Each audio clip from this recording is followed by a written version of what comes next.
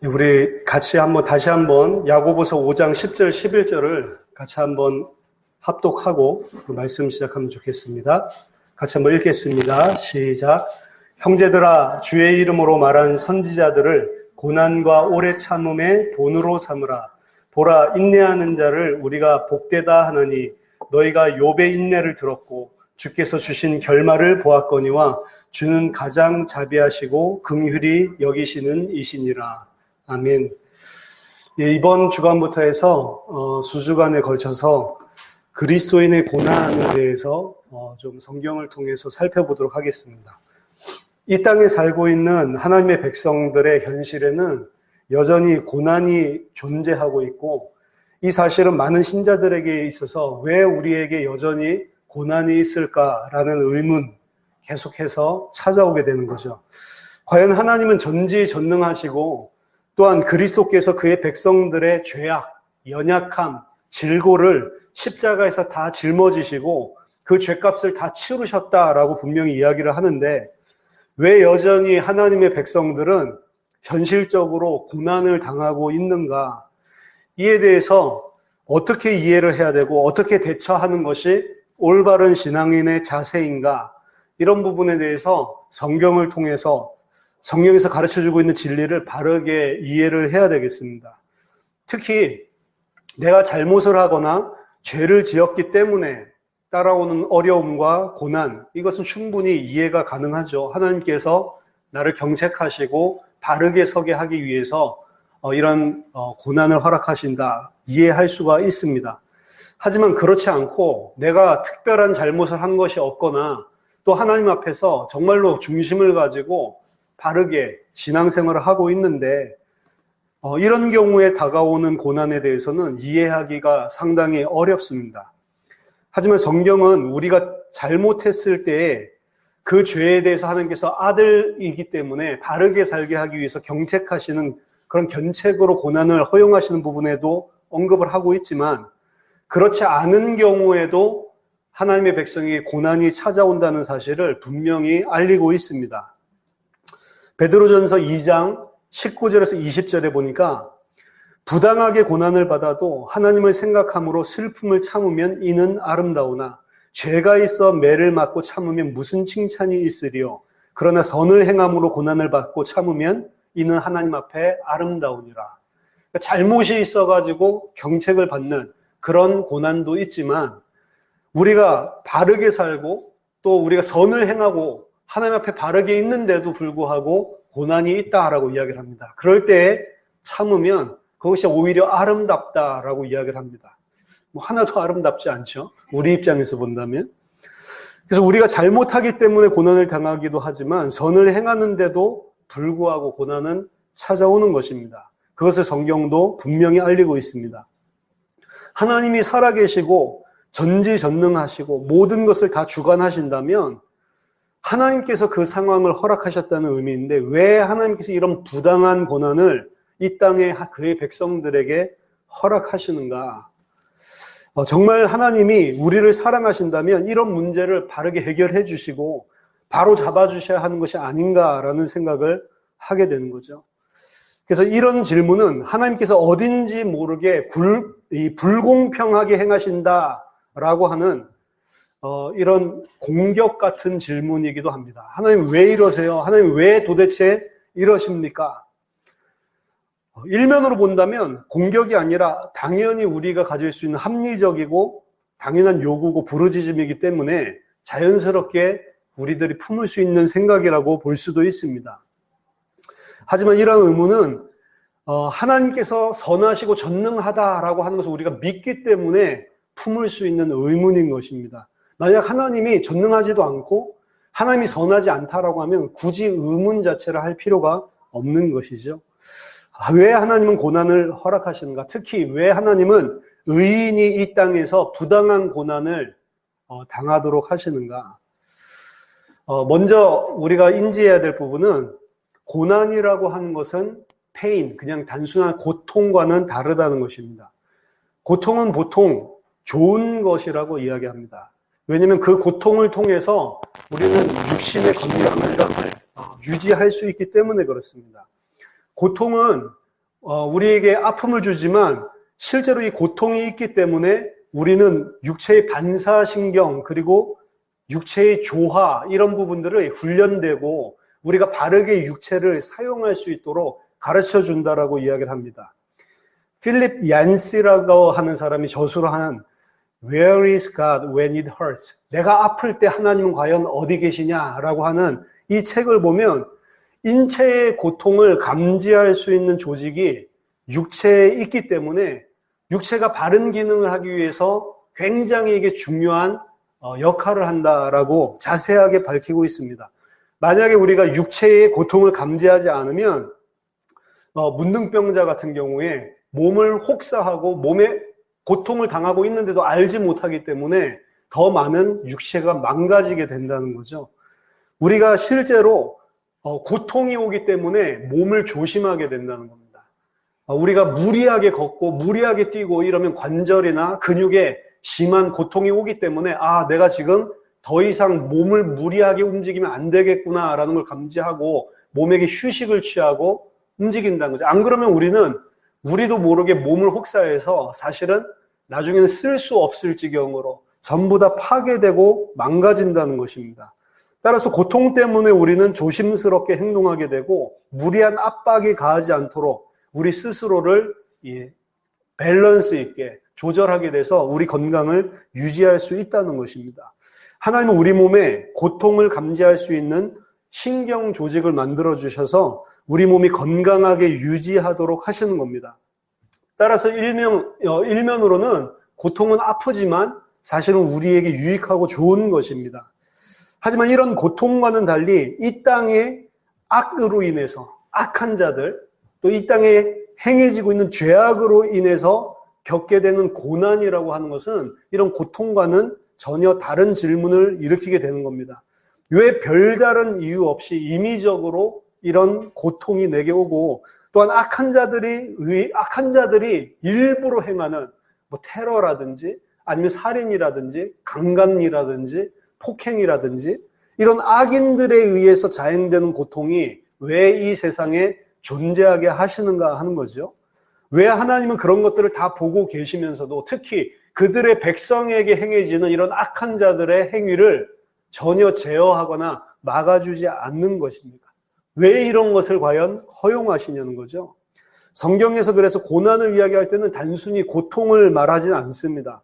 언제든지 그 고통은 악한 자들의 행위를 통해서 부당하게 주어지는 그러한 면을 수반하고 있고 악한 자들이 있기 때문에 행해지는, 그래서 구약 성경에서는 언제든지 그것을 강하고 권력을 가진 자들이 압제하고 임의로 자기 자신의 유익을 위해서 쏟아내는 하나님의 백성에 대한 괴롭힘 이런 것들을 이야기할 때 고난이라고 이야기하는 겁니다. 고난은 육체적인 고통으로 일어날 수도 있고 또 정신적으로 중상모략을 당한다든지 또 관계가 깨지게 만든다든지 이 모든 것을 포함하고 있는 겁니다. 고통과 고난의 또 다른 점은 이 고통은 육체적으로 겪게 되는 거고 그것이 때로는 좋을 수도 나쁠 수도 있지만 고난이라고 하는 것의 핵심은 그냥 단순한 육체적인 아픔이 아니고 실제적으로 어디에 아픔을 느끼는가 하면 내 자신, 내 영혼, 나라고 하는 존재 자체에 일어나고 있는 것입니다. 그래서 C.S. 루이스는 우리는 단순히 고난당하는 것이 아니라 왜 우리가 그러한 고난을 당하는지 그 원인에 대해서 계속 생각하게 만든단 말이에요. 그거는 그냥 고통이 아니고 나 자신에 대한 존재 자체에 대한 공격이기 때문에 그렇습니다. 그래서 고난은 우리가 악을 경험할 때에 반사적으로 일어나는 영혼의 반응인 것입니다. 왜 내가 이런 부당함을 당해야 되는가? 왜 하필이면 왜 나에게 이런 일이? 라고 하는 것이 고난의 본질이라는 거죠.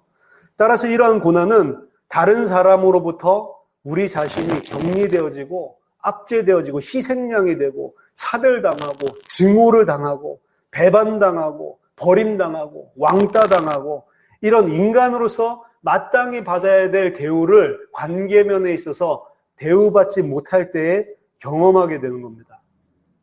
그래서 하나님과 고난은 격리를 시키기도 하지만 사람과의 관계에서도 내 자신이 격리되어지고 부당함을 느끼게 되는 것이고요. 그리고 이런 고난은 계속해서 가중되게 되면 나 안으로부터 내 자신과 그리고 나 사이에서도 분리가 일어나게 됩니다. 그것이 바로 우울증, 그리고 트라우마, 질투, 자기 혐오, 나는 아무런 소망이 없다라고 하는 비참한 느낌이 들면서 자기 자신으로부터도 격리가 되어지는, 그래서 하나님과 그리고 다른 인간관계와 그리고 나 자신과 격리가 일어난다는 거죠. 궁극적으로 하나님으로부터 단절되고 나는 버림받았다라고 하나님의 백성들은 깨닫게 되는 겁니다. 왜 이런 일들이 나에게 생기냐? 관계면에 있어서. 그리고 나는 아무것도 할 수 없다라고 했을 때 궁극적으로 이제 가게 되는 것은 하나님이 나를 버리셨구나라고 하는 부분으로까지 나아가게 돼. 왜 하나님이 나에게 이렇게 하냐? 하나님으로부터 단절되고 버림받았다는 괴로움까지 이어지는 것입니다. 왜 이러한 고난이 옵니까? 예수님도 십자가에 마지막 달리셨을 때 하나님과의 격리를 느끼셨거든요. 아버지 어찌하여 나를 버리십니까? 라고 이야기를 하잖아요. 더군다나 하나님을 믿는 하나님의 백성에게 아무런 이유 없이 이런 부당한 격리와 고난이 찾아온다는 것은 이해하기가 어려운 것입니다. 어떻게 우리는 이것을 이해할 수 있습니까? 인간의 이러한 모든 고통의 원천은 창세기 3장으로부터 시작됐다는 것을 우리는 잘 압니다. 아담과 하와가 하나님으로부터 자신들이 독립된 존재로서 선언하고 있는 그 죄, 나는 하나님에 의존하는 존재가 아니고 나는 하나님의 자리에선 독립된 존재다. 내가 스스로 선과 악을 판별하겠다라고 선언하게 된 그 죄로 말미암아서 인간에게 그 결과로 저주와 고통이 찾아오게 됐습니다. 많은 사람들은 창세기 3장에서 고통과 고난이 시작됐다라는 것을 잘 감지합니다. 하지만 하나님께서는 오히려 그런 고통과 고난 속에 해결책을 포함해서 주셨다는 것은 잘 인지하지를 못하고 있습니다. 하나님께서 인간이 범죄했을 때 가장 처음 이 저주를 누구에게 내리냐면 사람에게 내리는 것이 아니라 뱀에게 이 저주를 내린다는 사실을 기억해야 됩니다. 창세기 3장 14절 15절 주 하나님이 뱀에게 말씀하셨다. 네가 이런 일을 저질렀으니 모든 집 짐승과 들짐승 가운데서 내가 저주를 받아 사는 동안 평생토록 배로 기어다니고 흙을 먹어야 할 것이다. 내가 너로 여자의 원수가 되게 하고 너의 자손을 여자의 자손과 원수가 되게 하겠다. 여자의 자손은 너의 머리를 상하게 하고 너는 여자의 자손의 발꿈치를 상하게 할 것이다. 하나님께서는 이 죄를 일으킨 사탄에게 전쟁을 선포하시고 여자의 후손이신 그리스도께서 그 사탄의 머리를 상하게 할 것이라고 말씀하십니다. 하지만 이러한 하나님의 승리는 반드시 사탄과 여자의 후손, 그리고 그 여자의 후손을 통해 탄생한 그리스도인 사이에 일어나는 전쟁과 고통을 수반하고 있다는 거예요. 사탄은 그리스도의 십자가에서 죽으심과 부활로 그 머리가 깨어졌지만 여전히 기독교인들은 이 땅에서, 이 세상에서 그 전쟁으로 인해서 그 발이 피로 물들어야 된다는 것입니다. 전쟁은 쉬운 것이 아닙니다. 승리자는 무조건 그냥 100% 승리하는 게 아니고 승리자 또한 상처를 받고 고통을 받고 어려움을 겪는 게 전쟁입니다. 그래서 여자의 후손도 발꿈치가 상하게 된다라고 이야기를 하는 거예요. 그 전쟁을 통해서 서로 고통을 주고 고난을 주는 것 같은데 궁극적으로 뱀의 머리를 상하게 하면서 승리한다는 거죠. 하지만 승리자에게도 여전히 그 고통과 고난은 존재하게 되는 것입니다. 사탄 또한 이 전쟁에서 그냥 물러서지 않기 때문에 그렇습니다. 사탄은 하나님을 대적했고 그 자신이 가장 증오하는 하나님의 형상인 인간을 대적하는 것입니다. 그 인간을 최선을 다해서 하나님의 형상이기 때문에 공격을 하는 거죠. 그래서 이 저주는 사탄에게만 일어난 것이 아닙니다. 16절에 보면 여자는 자녀를 출산할 때 이때부터 큰 고통을 겪지 않으면 안 되게 되는 것입니다. 이것은 여자가 큰 고통을 겪는다는 것이 아니고 모든 인류에게 해산하는 것과 같은 큰 고통을 의미하는 것이고요. 그리고 17절에서 19절 아담에게 말한 그 말씀에 이 고통은 궁극적으로 죽음으로까지 연결되고 있다는 것을 보여주고 있습니다. 따라서 창세기 3장에서 밝혀주는 주된 명제는 하나님께서 죄로 인해서 인간에게 고난을 부여하셨다는 점입니다. 고난은 하나님께서 부여하신 저주의 결과인 겁니다. 따라서 고난은 하나님의 주권과 다스림 밖에 존재하는 것이 절대로 아닙니다. 하지만 중요한 것은 이러한 고난이 단순히 하나님의 징벌만을 의지하지 않고 구속적인 의미를 분명히 그 안에 창세기 3장 15절에서 19절 안에 구속적인 성격을 이미 지니고 있다는 거죠. 고난의 다른 한 축은 하나님께서 인간의 죄로 인해서 발생한 악한 상황으로부터 인간을 구원하시고 모든 것을 회복하는 하나님의 방법이라는 거예요. 고난을 통해서 이 고난의 문제를 해결하시겠다라는 것이 하나님의 방법입니다. 그래서 창세기 3장 15절을 원시복음이라고 하는 거예요. 뱀에게 부여하신 저주, 뱀에게 주신 그 고통이 바로 복음이라고 하는 겁니다. 더 나아가서 아담과 하와는 이 죄로 말미암은 저주에 더 이상 생명나무의 실과를 먹지 못하도록 에덴 동산으로부터 축출됐는데 이것은 저주요 죽음입니다. 1차적으로는. 하지만 다른 한편에서 2차적으로 본다면 이 죽음이 인간에게 존재해야지만 인간은 회복될 수 있는 길이 있는 거예요. 그 죽음이 없다라고 한다면 그리스도를 통해서 우리를 대신해서 죽으시고 대속할 수 있는 기회는 영원히 사라지는 것입니다. 이 죽음이 있어야지만 인간은 회복될 수 있는 것입니다. 따라서 하나님 자신이 바로 우리가 그 경험했던 그 저주를 몸소 당하심으로 저주에서 우리를 구원으로, 저주받았던 우리를 구원으로 살릴 수 있는 거예요. 그래서 고난을 통해서만 우리에게, 또 죽음을 통해서만 우리에게 구원을 할 수 있는 회복의 기회가 있다라고 하는 겁니다. 그래서 그 상태에서 영원한 생명을 얻지 못하도록 죽음을 경험토록 하신 것은 하나님의 깊은 의미에서는 은혜인 것입니다. 따라서 고통, 고난은 단순하게 우리에게 어려움과 나쁜 의미일 뿐만 아니라 구원을 향한 하나님의 숨은 계획이 들어있는 하나님의 방법인 것입니다. 따라서 여자의 해산은 고통과 저주, 이것만을 의미하는 것이 아니고 그 고통을 통해 생명을 얻게 되는 구원을 설명해 주는 거예요. 너무 고통스럽지만 그 고통을 통과하고 나면 새로운 생명이 태어나게 되고 그 생명을 바라봤을 때 그동안 있어도 고통을 잊게 되는 거죠. 많은 여자들이 아이를 출산하고 나서 다시는 아이를 갖지 않겠다라고 이야기를 합니다. 그렇지만 시간이 조금 지나면 그 생명을 가지게 된 기쁨 때문에 또 잊어버리고 또 출산하게 되는 거죠. 그 고통을 겪으면 내가 왜 또 속았지? 라고 생각하지만 그 고통을 통과하면 생명이 주는 또 기쁨과 한의를, 그걸 하나님께서 일부러 여자의 해산하는 과정을 통해서 체험하게 하면서 구원이 무엇인지를 반드시 고난을 통과해야지만 생명이 있다라고 하는 것을 설명해주고 있는 겁니다. 그래서 바울은 사도행전 14장 22절에 우리가 하나님의 나라에 들어가려면 많은 환난을 겪어야 할 것이다 라고 이야기하고 있는 겁니다.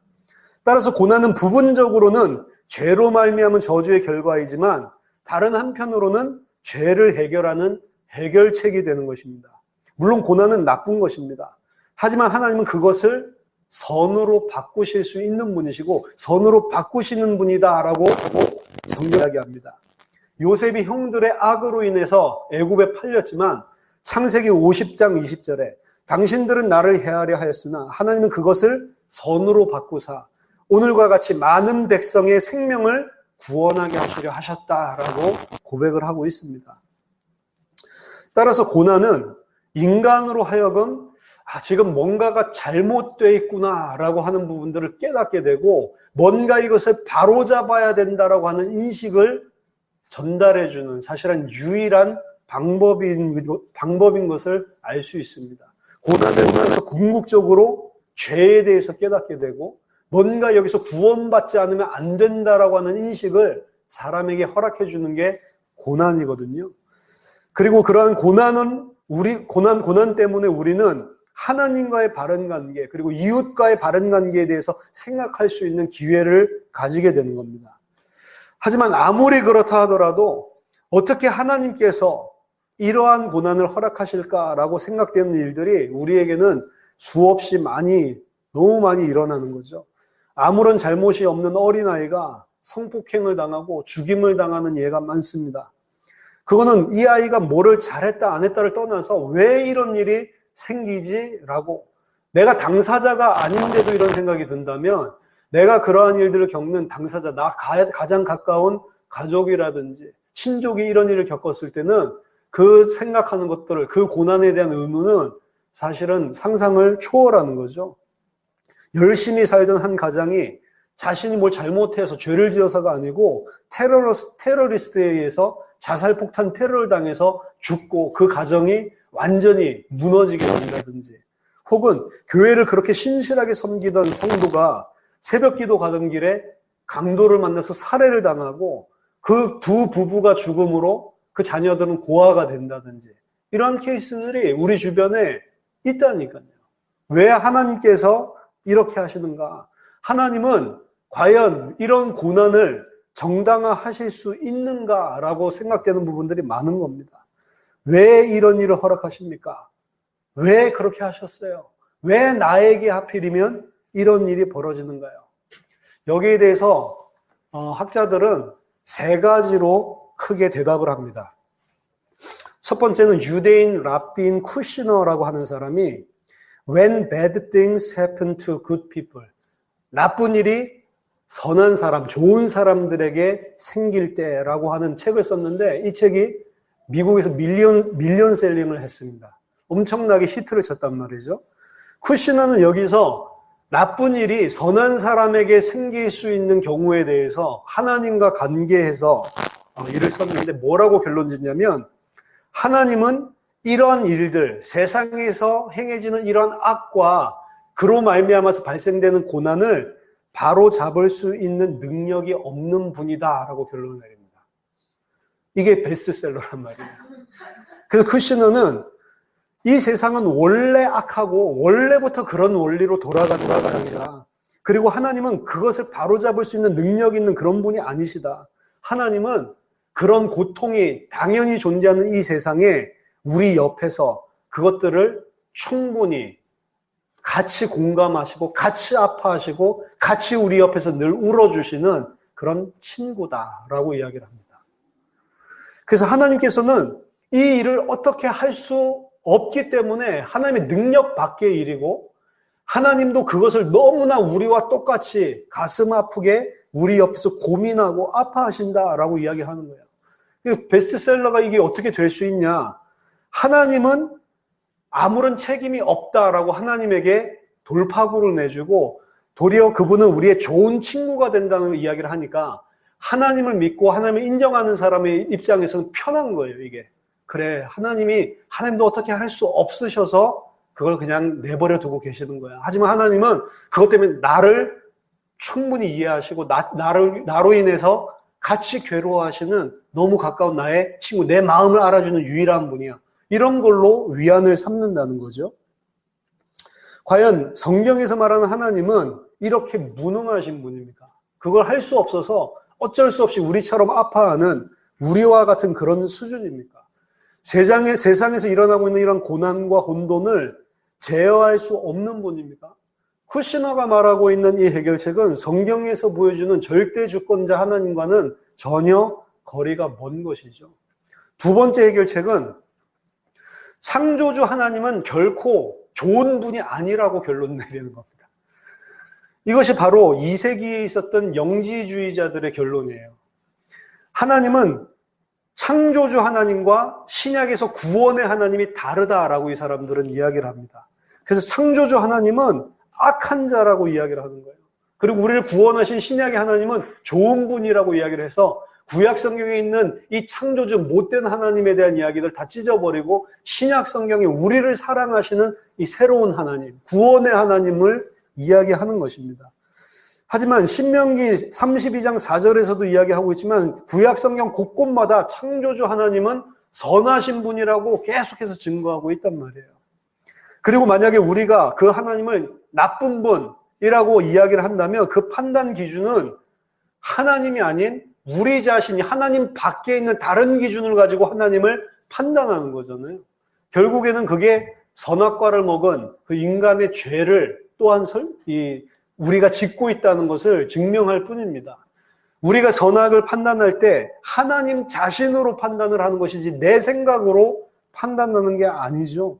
하나님 아닌 다른 기준으로 하나님을 판단한다면 그거야말로 죄인 것입니다.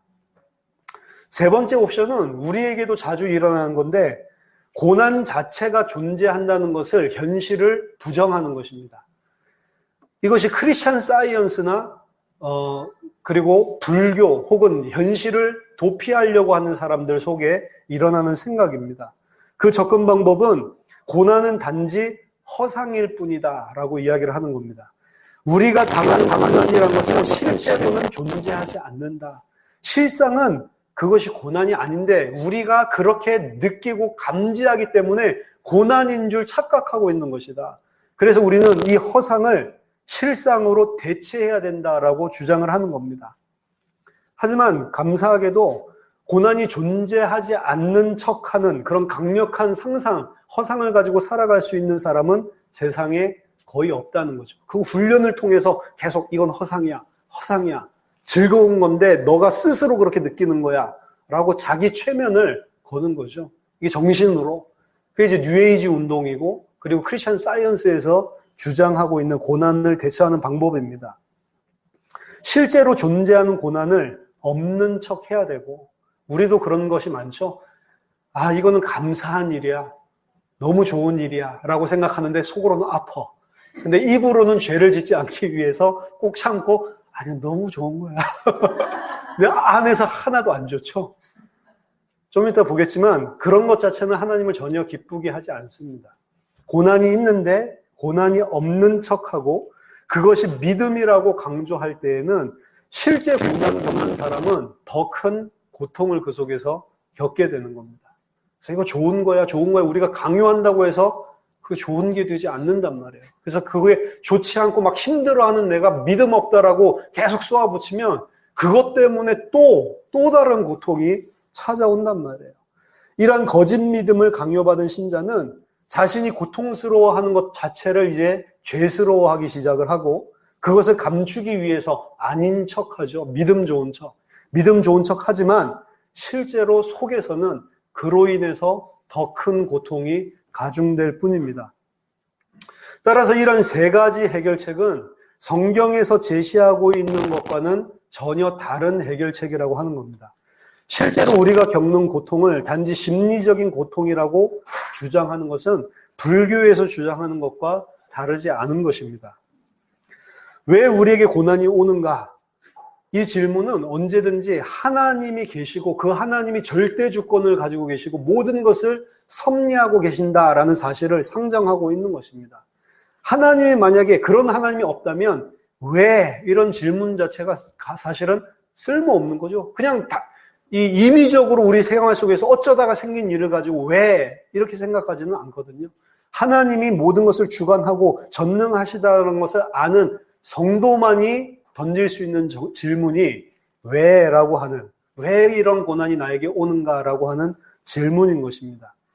성경을 읽은 자라면 누구든지 랍비 쿠시너가 설명한 하나님은 틀렸다라는 것을 알 것입니다. 성경에서는 하나님이 전능하시며 절대 주권자고 그 뜻을 떠나서는 그 아무것도 이 땅에 이루어질 수 없음을 분명히 밝힐 수 있습니다. 따라서 쿠시너의 해결책은 성경과 병행할 수 없는 겁니다. 그러면 왜 그 절대 주권자 모든 것을 주관하신 하나님이 이러한 고난을 가만히 두시냐? 가만히 두실 뿐만 아니라 왜 허용하시고 왜 그런 일을 겪게 하시는가? 여기에 대한 한 설명이 하나님께서는 그 고난을 막을 수 있는 능력은 있지만 하나님이 그렇게 하시지 않는다는 것입니다. 왜? 그것은 인간의 자유의지를 침해하지 않기 위해서. 선악과를 따먹을 때 하나님이 그 죄를 막고 하나님을 순종하게 만들 수도 있지만 그렇게 하면 인간의 자유의지를 말살시킨다는 거죠. 이런 식으로 자유의지와 연관해서 보는 견해를 보고 미들웨이, 중도적인 입장이라고 이야기를 합니다. 만약에 하나님이 개입하신다면 그것은 인간의 자유의지를 파괴하는 더 큰 악이라고 보는 것입니다. 지금 이렇게 우리가 이해를 하는 것은 일면 진리를 내포하고 있습니다. 왜냐하면 하나님은 죄를 직접 일으키시는 분은 아니지만 죄와 그로 인해서 고난이 일어나는 것을 허용하는 분이기 때문에 그렇습니다. 하지만 자유의지와 관련해서 이 모든 것을 풀려고 하는 것은 사실은 불가능한 것입니다. 왜냐하면 우리가 죄를 짓기 때문에 그 직접적인 결과로 고난이 오기도 하지만 우리가 직접적인 죄를 짓지 않고도 내 자유와 무관하게 일어나는 고난도 많기 때문에 그래요. 예를 들어서 태풍에 나무가 넘어져서 죽게 된 어떤 사람, 그리고 그 가족들을 생각해 보세요. 자기가 무슨 죄를 지었기 때문에 나무가 덮친 것이 아닙니다. 이건 내 자유의지를 침해하는 것도 아니에요. 하나님께서 그 태풍이 안 쓰러지게 하실 수 있잖아요. 그게 운전자의 자유의지를 침해하는 겁니까? 아니잖아요. 근데 그런 일이 일어나잖아요. 이거는 자유의지와 상관없이 닥치는 고난도 존재를 한다는 거예요. 그래서 모든 것을 다 자유의지를 침해하지 않기 위해서 하나님께서 개입하지 않는다. 그렇게 볼 수만은 없는 것입니다. 이런 내 자유의지의 침해가 존재하지 않는데도 일어나는 비극들, 찾아오는 고난들, 거기에 대해서는 어떻게 설명을 할 수 있냐는 거죠.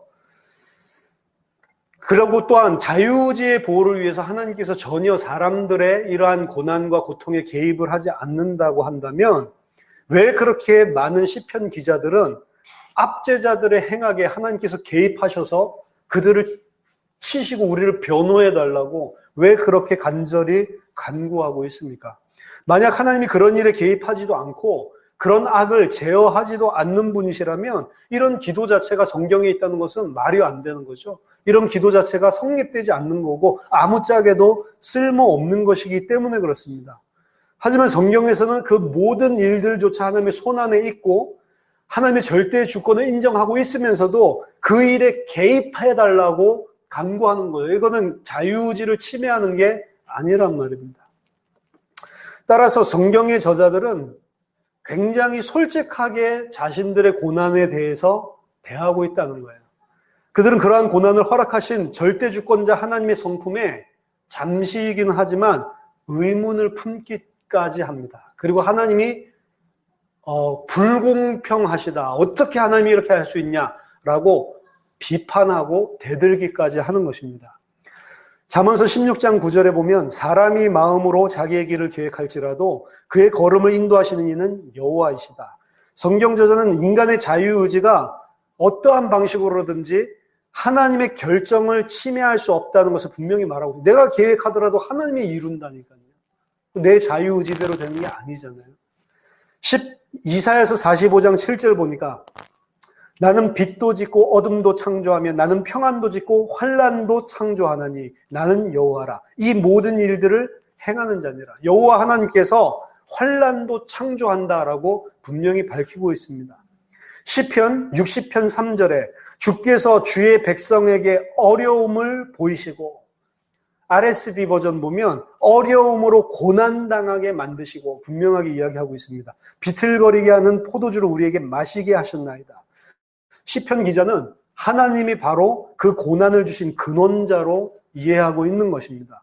고난은 하나님의 의도 밖에 있는 게 아니라는 거죠. 우리가 잘 아는 사도행전 4장 27절에서 28절 과연 헤롯과 본디오 빌라도는 이방인과 이스라엘 백성과 합세하여 하나님께서 기름 부으신 거룩한 종 예수를 거슬러 하나님의 권능과 뜻대로 이루려고 예정하신 그것을 행하려고 이 성에 모였나이다. 초대교회 제자들은 예수를 대적하는 일 또한 하나님께서 계획하시고 역사 속에 일어나도록 하신 것이다 라고 믿었습니다. 모든 이런 고난과 행해지는 죄악까지도 하나님의 주권 안에 일어난다는 거죠. 그러면 우리는 이러한 고난, 특히 하나님의 백성의 고난에 대해서 어떻게 생각해야 됩니까? 이게 굉장히 신학적으로 큰 주제라서 한꺼번에 다 말씀을 나눌 수가 없어요. 지금까지가 이게 서론인데 욥의 고난을 통해서 배워야 될 부분들을 오늘은 3가지를 정리하고 그리고 다음 주부터 그리스도인의 고난에 대해서 더 세부적으로 살펴보도록 하겠습니다. 오늘 본문에서 욥의 고난에 대해서 이야기를 했죠. 그렇기 때문에 욥의 고난에 대해서 먼저 좀 생각을 해보려고 합니다. 먼저 생각할 부분은 욥기가 쓰여졌었던 고대 근동지방, 그때 당시에 개인이 어떤 고난을 당하는 것은 하나님 혹은 자신들이 섬기고 있는 신들이 허용하지 않는 어떤 특별한 잘못을 했기 때문에 그런 고난을 당한다라고 생각하는 게 일반적이었습니다. 성경에서도 이러한 부분을 분명히 밝히고 있죠. 특히 욥의 친구들은 욥이 고난을 받는 데는 분명히 하나님 앞에 뭔가 잘못한 것이 있을 것이다 라는 것을 아예 결론으로 생각하고 대화를 하고 있습니다. 줄기차게 뭔가 잘못했기 때문이다 라고 주장을 하죠. 하지만 욥은 계속해서 자신은 그런 고난받을 만한 어떤 잘못을 행한 적이 없다고 끝까지 주장합니다. 그러면서 이 상황을 이해하지 못해서 고통스러워하죠.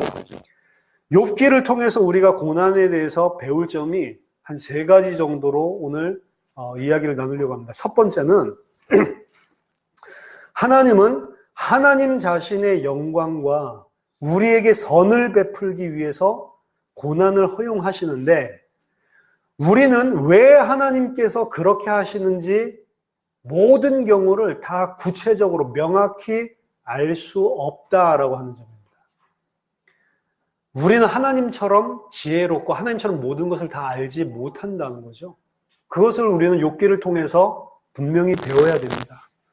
왜 이런 고난이 왔을까? 여러 가지 가지에서 우리는 추론을 해보지만 그 모든 답들이 실제로는 욥의 경우, 욥의 친구들의 경우, 욥기에 나오는 모든 경우 다 틀렸다는 거죠. 왜 이런 일이 왔을까? 추론해본 인간의 모든 추론이 다 오답이었습니다.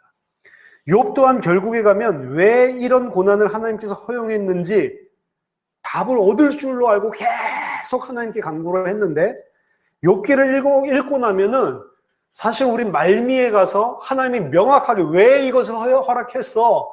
라고 밝혀주면서 이거 몰랐지? 어리석은 자 이렇게 해주면 속이 시원할 건데 욥기 끝까지 다 읽어도 왜 하나님이 그렇게 하셨는지 사실은 밝혀주지 않는다는 거예요. 욥기가 다 끝나도 명확한 답은 없습니다. 마지막에 나타나신 하나님은 왜 당신이 욥에게 이러한 고난을 허락했는지 전혀 답을 주지 않으십니다. 욥의 친구들은 왜 욥이 이러한 고난을 겪는지 분명히 이해하고 있다고 확신을 했는데 그 친구들의 경우는 하나님이 나타나셔서 너희들이 다 틀렸다라고 분명하게 이야기해 주시죠. 우리가 만약 욥과 같이 고난을 당하고 있다면 우리는 왜 이러한 고난을 우리에게 허락했는지 언제나 명확히 알 수 없다라는 것을 하나님 앞에 인정해야 돼요. 따라서 우리는 고난을 당하고 있는 사람에게 욥의 친구들처럼 내가 가지고 있는 결론과 답을 가지고 답을 주려고 하면 안 된다는 겁니다. 그건 오히려 욥을 더 억울하게 만들고 욥이 더 고통스럽게 만들죠. 친구들은 자기가 생각한 답이 분명한 신학적으로 옳다라는 근거 아래 계속 욥에게 이런 일이 있을 거야 라고 이야기를 하고 이게 답이야 라고 이야기를 했지만 또 그것은 하나님이 엉뚱한 고난을 허락하지 않는다는 하나님을 변호하는 입장에서 잘 풀어서 설명을 했지만 욥에게는 전혀 답도 되지 않았을 뿐만 아니라 그들이 하나님이 나타나셔서 틀렸다라고 이야기를 하고 그리고 욥 자신은 그로 인해서 더 고통을 받았다는 거예요. 그럼 우리가 고통당하는 사람한테 하나님이 이런 계획이 있어서 그럴 거야 라고 함부로 말할 수 없다는 거예요. 그렇게 말을 했기 때문에 너무 확신을 가지고 그렇게 말하고 그거 못 깨달으면 너 안 돼 라고 이야기를 함으로 오히려 고난당하는 당사자는 더 큰 고난을 당할 수 있고 내가 말한 그게 옳지도 않다는 거예요. 근데 우리는 너무 손쉽게 그 해답을 갖다가 내가 다 알고 있는 것처럼 하고 고난당하고 있는 자에게 그 답을 못 깨닫는다고 이야기를 하거든요. 이건 우리가 배워야 될 겸손인 것입니다. 하나님만이 그 정확한 고난의 이유를 알고 계시지 우리는 알지 못하는 케이스들이 너무 많다는 거예요. 그래서 우리는 욥의 친구들처럼 내 생각을 가지고 고난당하는 자를 대우하면 절대로 안 되는 것입니다. 이 부분은 우리는 피조물로서 창조주 앞에 인정해야만 하는 겁니다. 우리는 하나님만큼 지혜로운 자가 아닙니다. 우리의 한계를 인정해야 된다는 거예요. 물론 우리가 왜 하나님께서 고난을 허락하셨는지 결국에 가서 아는 케이스도 있습니다. 아, 그래서 허락하셨구나. 그 고난을 통과하고 끝에 갔을 때, 아, 그게 다 하나님의 선이라고 아는 것도 있단 말이에요. 그렇지만 그렇지 않은 경우도 많다는 것을 인정을 해야 됩니다. 오직 하나님만이 그가 행하시는 모든 일을 다 아시는 것입니다. 따라서 우리는 다른 사람이 고난당하는 이유를 안다고 단정해서는 안 되는 것입니다. 두 번째, 하나님은 욥의 두 친구들을 나무라시면서 그들이 욥이 말한 것처럼 옳게 말하지 못했다고 하셨습니다. 즉, 욥이 하나님께 대해서 말한 것이 옳다라는 거예요. 이것은 욥이 하나님 앞에 온전히 정직했기 때문에 그렇게 이야기하시는 겁니다. 욥은 하나님이 왜 이렇게 하시는지를 알지 못했지만 끝까지 솔직한 신자로 하나님 앞에 부르짖었어요.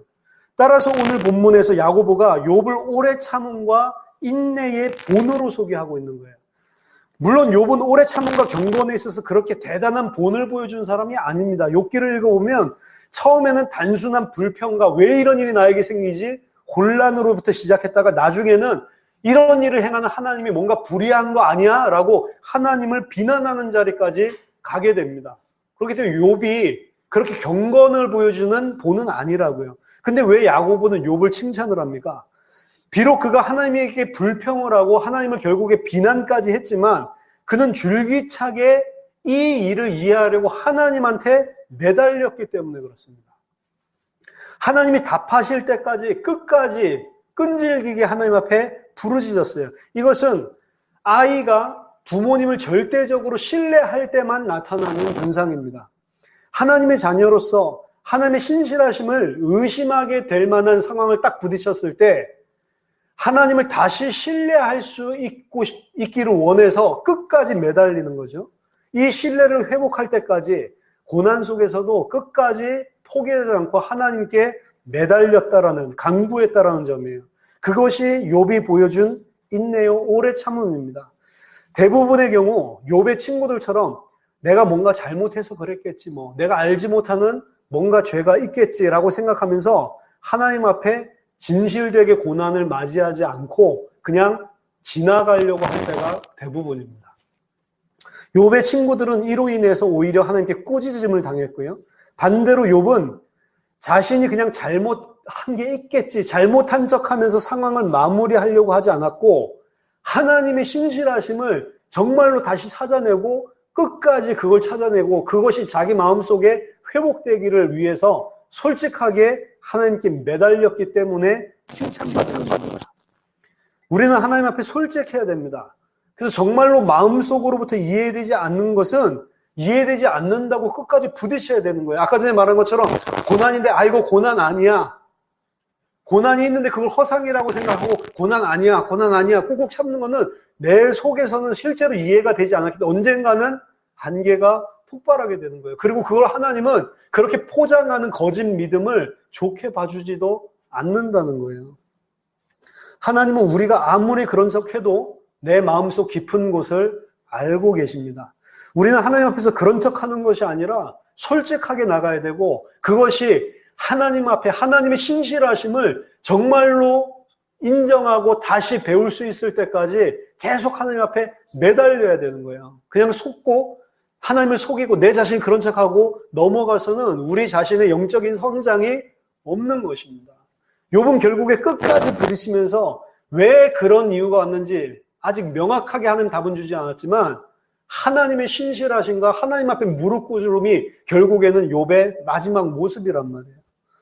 따라서 우리는 속으로 그렇지 않으면서 억지로 감사하는 그런 하나님 모습 가지고 하나님 앞에 설 수 없음을 분명히 알아야 됩니다. 예레미야는 하나님 앞에서 예레미야 20장 7절에 보면 우리나라 성경에는 여호와여 주께서 나를 권유하심으로 내가 그 권유를 받았사오며 라고 되어 있는데 잘못된 해석입니다. 영어 성경이 더 정확한데 O Lord, you have deceived me and I was deceived. 당신이 나를 속였고 당신 때문에 나는 속았습니다 라고 부르짖는 거예요. 하나님 어떻게 나를 속였어요? 하나님이 속였기 때문에 내가 속았잖아요 라고 외치는 거란 말이에요. 솔직하게 예레미야도 자기 자신이 하나님 앞에 뭔가 당했다라고 느껴졌을 때 성경에 있는 그 저자가 하나님 앞에 부르짖는단 말이에요. 하나님 틀렸다. 하나님 때문에 내가 이렇게 됐다라고. 솔직한 거죠. 룻은 나를 더 이상 나오미라고 부르지 말고 마라라고 불러라 라고 이야기를 합니다. 나오미라고 하는 것은 기쁨이라는 의미고 마라라고 하는 것은 쓰다는 거거든요. 왜냐? 전능자가 내 인생을 쓰게 만들었기 때문에 나를 더 이상 기쁨이라고 부르지 마라. 나를 쓰다라고 불러라 라고 이야기를 합니다. 이러한 자들이 하나님을 비난했기 때문에 죄를 지었다고 물론 우리는 말할 수 있습니다. 하지만 이렇게 솔직하게 하나님 앞에 자기 심정을 이야기하는 그 죄, 하나님을 뭔가 비난하는 것 같은 그 죄보다 더 큰 죄는 우리 속에 있는 몸부림을 덮어놓고 괜찮은 척하고 있는 것입니다. 그거야말로 외식이죠. 따라서 욥의 친구들은 욥이 하나님 앞에 부정적인 표현을 하는 것을 틀렸다라고 지적질을 했지만 도리어 하나님은 그들이 틀렸다라고 꾸짖으신 것입니다. 우리가 하나님 앞에 좋게 보이려고 하는 것보다 더 중요한 것은 솔직해야 되는 거예요. 그리고 그것을 하나님과의 개인적인 관계 안에서 풀릴 때까지 끝까지 인내하고 오래 참아야 된다는 겁니다. 그 면에서 욥의 고난과 그리고 인내와 오래 참음을 본으로 삼으라라고 이야기를 하는 겁니다. 마지막 세 번째 배울 점은 모든 것이 다 끝나기 전에는 아직 끝이 아니다라는 것을 인식하는 겁니다. 그럼 무슨 말이냐면 욥은 마지막에 가서 하나님께 칭찬을 받고 복을 받았지만 결국은 자신이 원하는 답을 속 시원하게 하나님으로부터 받아내지는 못했습니다. 결국은 하나님께서 나타나셨지만 내가 바로 창조자 하나님, 절대 주권자 하나님이지 욥 너는 절대 주권자 창조자가 아니다라고 하는 답변을 했을 뿐이에요. 거기에서 그냥 무릎을 꿇었죠. 하지만 여전히 그 해답은 주시지 않았습니다. 하지만 하나님께서 주신 답변들 가운데 우리가 눈여겨봐야 될 것은 욥기 41장의 마지막 하나님의 변론 가운데 나타나는 레비아탄, 리워야단에 대한 말씀이라는 것을 생각을 해봐야 돼요. 전체 장이 이 리워야단에 대한 것이거든요. 결국에 이 고난에 대해서 하나님께서 답을 주시면서 마지막 끌어내신 주제가 이 리워야단에 대한 이야기라는 겁니다. 이사야 27장 1절에서는 그 리워야단, 레비아탄이 하나님 대적이고 마지막 심판의 날에 하나님께서 죽이실 것을 예언하고 있어요.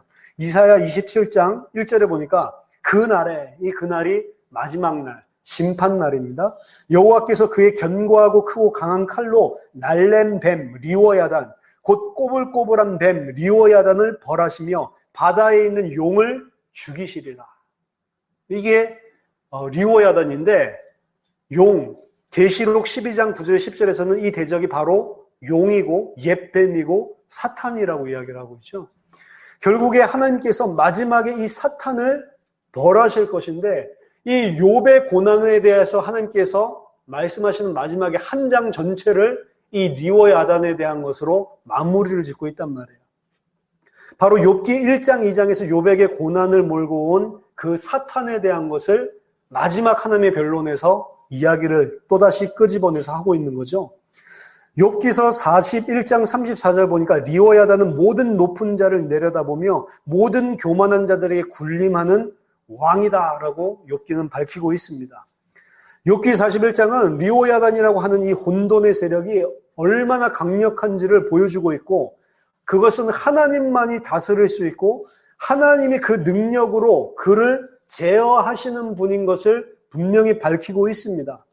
욥기 1장 2장에서도 보여주고 있지만 사단은 강력한 적으로 우리에게 엄청난 손상을 입힐 수 있고 우리에게 엄청난 고난을 줄 수 있지만 그것은 결국 하나님이 그어놓은 선 안에서만 하나님께서 허락해 놓으신 선 안에서만 행할 수 있는 것입니다.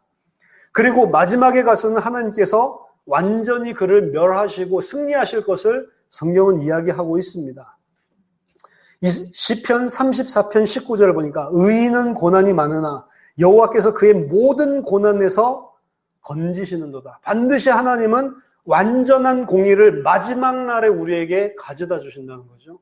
그래서 욥기는 욥의 인생에 있어서 완전한 답을 아직 얻지 못했지만 결말, 마지막 심판 때에 가면 그 확실한 공의, 확실한 하나님의 답을 얻을 수 있다는 겁니다. 이 땅에서 완전한 해답을 얻지 못하고 가는 고난이 존재한다는 거예요. 끝나기 전까지 아직 완전히 끝난 게 아니라는 거죠. 그러면 왜 끝날 때까지 하나님은 이 악을 처벌하시고 우리 고난을, 신원을 풀어주신 것을 미루시는가? 여기에 대해서 우리가 좀 불만을 가질 수가 있습니다. 왜 하나님은 이 악을 지금 당장 처리하지 않는 건가? 우리는 어떤 하나님을 원하냐면 공의를 당장 행하시는 하나님을 보기를 원합니다. 하지만 하나님은 당장 그렇게 행하지 않습니다. 왜 그렇습니까? 당장 악을 벌주고 당장 순종을 상을 주신다면 너무 좋을 것 같은데 하나님은 그렇게 하지 않습니다. 왜 그렇습니까? 거꾸로 생각해 보세요. 당장 악을 지으면 죄를 주시고 당장 좋은 일을 순종을 하면 상을 당장 제깍제깍 준다고 생각을 해보세요. 그럼 우리 어떻게 되겠죠? 첫째로 D.A. 칼슨은 이렇게 이야기합니다. 만약에 하나님께서 그렇게 행하신다면 우리는 다 지옥 갈 수밖에 없다. 죄를 짓기 때문에 그렇게 이해를 할 수도 있지만 그게 꼭 죄를 짓는 죄가 아니라고 가정을 해보세요. 그럼 우리는 당장 우리가 불순종했을 때 이 고난이 찾아오고 당장 순종했을 때 좋은 일이 생긴다고 해보세요. 그럼 우리는 당연히 나쁜 일 안 하겠죠. 불순종 안 하겠죠. 왜 그렇죠? 벌 받기 싫어, 고난 당하기 싫으니까. 좋은 일 하겠죠. 왜냐? 좋은 거 얻고 싶으니까. 그래서 D.A. 칼슨 이야기하는 거예요. 그럼 결국에는 우리가 하나님 앞에 순종해서 그걸 한 것이냐, 아니면 내가 좋은 것을 얻기 위해서 한 것이냐라는 거죠. 결국에 우리는 당장 하나님께서 그렇게 하실 경우에 100% 인간은 나 중심으로 내가 좋은 것을 얻기 위해서 순종을 하고 불순종을 안 할 뿐이지 하나님 앞에 진짜 창조주와 피조물의 관계에서 그렇게 하는 순종과 불순종 전혀 없다는 거예요. 결국에는 그 자기 중심으로 피조물 중심으로 나의 유익을 위해서 하나님을 조종하는 형태로 순종도 나오고 불순종 안 하는 것도 그걸로 나온다는 거예요. 결국에는 그 죄 때문에 다 지옥 간다는 거예요. 당장 해주면 우리가 좋은 것 같지만 당장 해주고 당장 벌을 내릴 때 우리는 다 지옥 갈 수밖에 없는 성품을 가지고 있는 거예요. 우리는 항상 그렇게 되면 하나님을 이용하는 입장에서 순종을 하게 되고 죄를 안 짓는 것도 나를 위해서 그렇게 하지 실제로 하나님께 순종하는 순종은 세상에 없어진다는 것입니다. 따라서 하나님을 경외하고 하나님 앞에 죄에 빠지지 않기 위해서는 오히려 하나님이 이 모든 것을 멀리 지연시켜 놓는 것이 우리의 구원에 유익하다라고 하는 거예요. 둘째로 만약 하나님께서 모든 죄를 바로바로 징벌하신다면 어떻게 하나님이 그의 아들을 통해서 우리의 죄를 대신 징계받을 수가 있습니까? 우리가 다 직접 징벌을 받는다면서요. 지옥이 되든지 아니면 좀 강도가 약하다면 이 땅에서 고난을 우리가 제깍제깍 다 받는다면 하나님의 아들이 이 땅에 오셔서 우리 죄를 어떻게 대신해서 지을 수가 있냔 말이에요. 하나님이 그 심판을 뒤로 밀어놨기 때문에 그 피에 의지해서 구원받을 수 있는 기회가 우리 가운데 도리어 생겼다는 겁니다.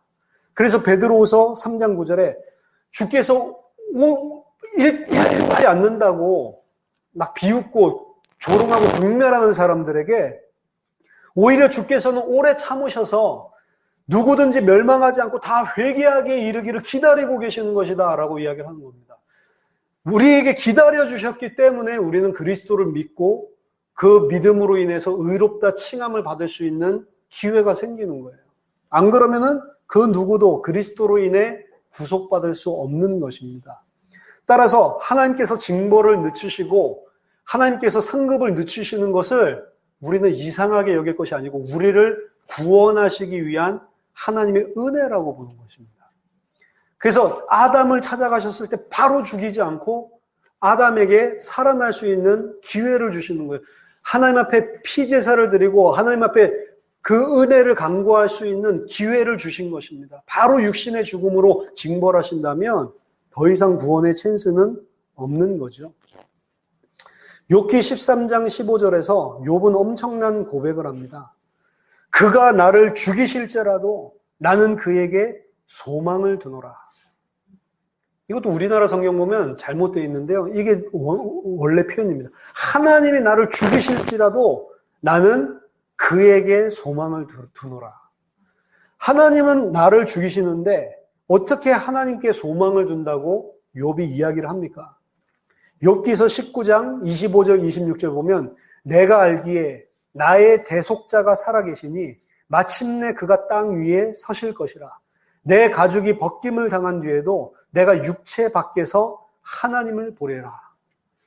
나의 대속자가 땅에 반드시 서시는 날이 올 거다. 반드시 나의 대속자가 이 땅에 오셔서 나를 대속하시는 그 시간표가 올 거다라고 이야기를 합니다. 여기서 대속자라고 하는 것은 히브리어로 고엘이랍니다. 고엘이라고 하는 단어는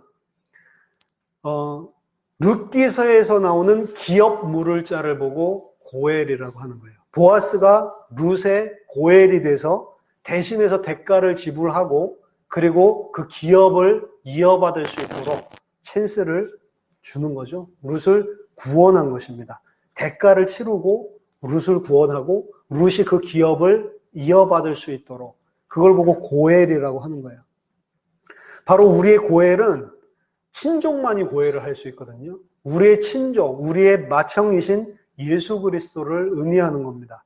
그리스도께서 마지막 때에 이 땅에 서셔서 우리 앞에서 우리가 물러야 될 모든 대가를 대신 지불하셨다라고 이야기를 하면서 우리의 고엘이 되셔서 하나님 앞에 나를 변호하시는 변호자가 된다라고 하는 것을 욥이 고백하고 있는 거예요. 물론 욥은 실상을 정확하게 보고 고백했는지 안 했는지는 알 수 없지만 이 욥의 고백을 통해서 마지막 최종 심판 때에 나를 대속하실 고엘이 있다라고 하는 것을 믿음으로 고백하고 있는 것입니다. 그리고 그때 되면은 하나님께서 우리에게 허락하신 이 고난의 의미들을 모두 다 명백하게 그 선하신 뜻이 무엇인지를 알게 될 것입니다. 그날은 반드시 오게 되어 있습니다.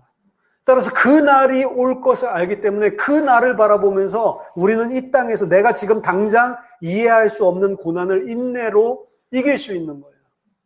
그리스도인은 그 날을 알기 때문에 이 땅에서의 고난도 오래 참음으로 인내로 승리할 수 있는 것이고 우리는 반드시 승리해야 되는 것입니다. 우리가 당하는 이해할 수 없는 고난 너무 많습니다. 하지만 저와 여러분들이 욥기를 통해서 이 세 가지 분명한 고난에 대한 이해를 하고 인내로 끝까지 오래 참음으로 승리하는 우리 모든 성도님들이 되기를 주 예수의 이름으로 축원합니다. 그리고 다음 주부터는 특별히 그리스도인에게 찾아오는 고난은 무엇을 의미하는지 이 부분에 대해서 우리가 배우도록 하겠습니다. 기도하겠습니다. 하나님 아버지 은혜를 감사드립니다. 우리가 고난 가운데서도 특별히 알 수 없이 이유를 분명하게 알지 못하는 나에게 찾아오는 고난과 환난을 통해서도 하나님을 의뢰하고 하나님께 끝까지 그 신실하심을 내 마음속에 납득될 때까지 붙잡고 매달리며 인내하여서 하나님 이 땅에서의 고난을 승리하고 하나님의 사람으로 온전하게 되는 그런 귀중한 성도의 축복을 누리도록 하나님 우리에게 믿음을 허락해 주시옵소서. 살아계신 주 예수 그리스도 이름으로 기도하옵나이다. 아멘.